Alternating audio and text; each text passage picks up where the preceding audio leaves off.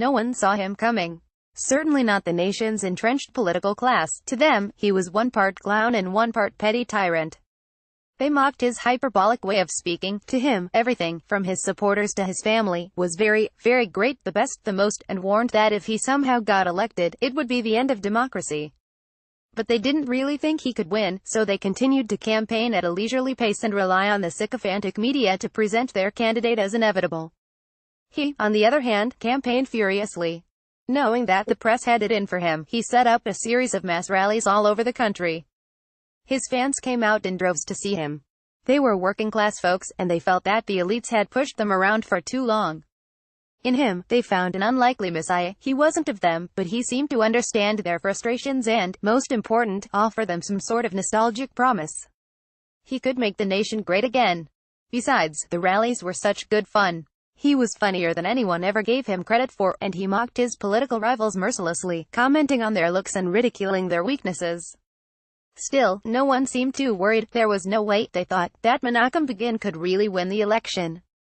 But on May 17, 1977, he did, sending Israel's upper crust into a tailspin. Anyone who wants to understand the current American political moment would do well to study Begin, who began his political life as a boogeyman and ended it as one of the greatest leaders in the nation's history. This is not to say that Begin and Donald Trump are interchangeable. Like every historical analogy, this one, too, has its limitations. Begin, unlike Trump, was an exceedingly polite man. When someone cracked a joke he found a tad too off-color, he would say, in his beautiful and archaic Hebrew, "This is not respectful and it is not the way we speak, not even in jest." He was an educated and experienced leader, having spent 3 decades in the political wilderness, the long-suffering head of the perpetual opposition. And he was famous for his discomfort with earthly riches, keeping his small apartment in Tel Aviv and taking public transportation whenever possible. But he was also a populist whose rise convinced his opponents that the end of the world, or at least the end of their experiment with self-governance, was near, a mass hysteria well worth studying in America in 2018. The despondency of the Israeli left began, as it did here, on election night. Yitzhak Ben Aharon, a leader of the Labor Party that governed Israel from the state's establishment in 1948 until Begin's cataclysmic victory, told an interviewer shortly after the electoral upset was announced that he wasn't willing to respect it, even if this was the will of the people. He was one of the calm ones. In a column written a few years into Begin's term as prime minister, Avraham Katzaz, another labor politico, introduced what would soon become the left's favorite term, fascism. There are, of course, these enlightened souls who say that such a thing could never happen here, he wrote. But by my estimate, it's a clear and present danger. The dons of academia agreed. Professor Amnon Rubinstein, who received his doctorate from the London School of Economics, took to heart saying that the apocalypse had already begun. Is Israeli democracy in danger? He asked. In some respects the danger is already upon us. The danger is that the anarchy and the violence will only get worse. Without really bothering to specify why he considered a peaceful transition of power predicated on the clearly stated will of the majority of Israeli voters to be a deplorable state of anarchy, the professor warned that Israel now had to change its system of governance in a way that would keep future Begin's out or face a national catastrophe. Amusingly for those Israelis who knew a thing or two about their own history, many of these Bien-Pensants accused Begin of sins that he'd never committed but that their own leaders had. Nahum Pasa, another labor grandee, wrote a manifesto with the Become title, Watch Out. Fascism, in which he accused Begin and his supporters of incitement and character assassination. Never mind that David Ben-Gurion, Israel's, and Labor's, founding father, often referred to Begin's mentor, Zev Vladimir Jabotinsky, as Vladimir Hitler. Never mind that a whole crop of intellectuals, including Albert Einstein and Hannah Arendt, published a letter in the New York Times in December 1948, as Israel was still fighting a bitter war against Islam. Of Arab armies trying to destroy it, accusing Begin's Harit Party of being a political party closely akin in its organization, methods, political philosophy and social appeal to the Nazi and fascist parties.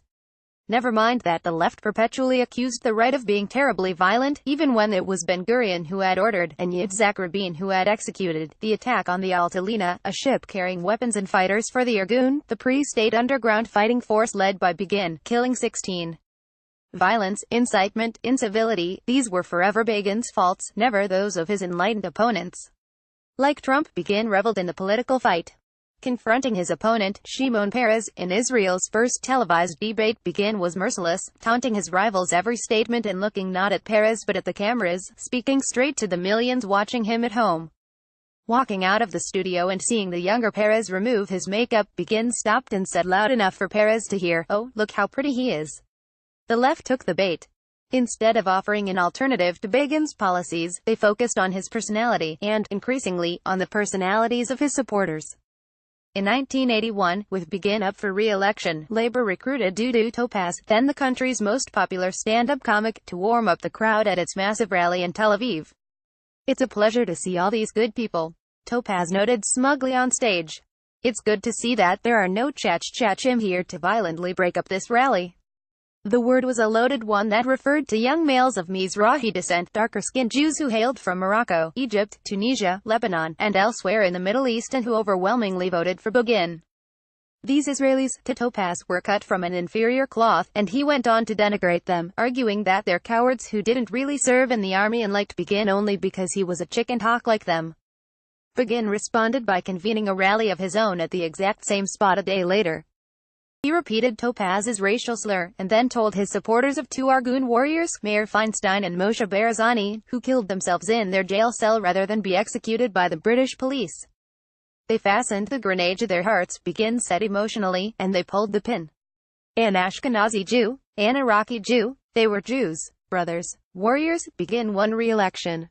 In his terms as Prime Minister, Begin was not above blunders, some of them, like the Lebanon War, catastrophic. But he also orchestrated the peace with Egypt, an unthinkable feat that had eluded his predecessors, made Israel's economy stronger, built massive new housing projects for low-income Israelis, and bombed Saddam Hussein's nuclear reactor in Osirak.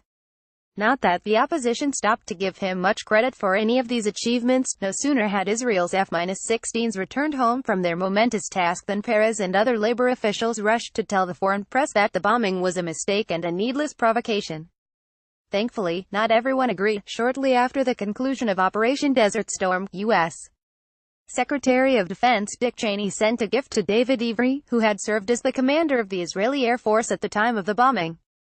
It was an aerial shot of the destroyed facility, with a note that read, "For Gen. David Ivry, with thanks and appreciation for the outstanding job he did on the Iraqi nuclear programs in 1981, which made our job much easier in Desert Storm." Begin eventually resigned in 1983, and hardly left his apartment for the remaining 9 years of his life. His opponents weren't quite so retiring. In the 35 years since Begin's departure from political life, they have continued to dismiss right-wing populists as Hitlers in waiting, and denigrate their supporters as unwashed, uneducated boobs. They have also continued to lose political power. A poll released earlier this year predicted that the Zionist Union, Labour's new name, is slated to win only 12 seats in the upcoming elections, an all-time low. Lal Leibovitz is a senior writer for Tablet magazine. Let's block ads. Why?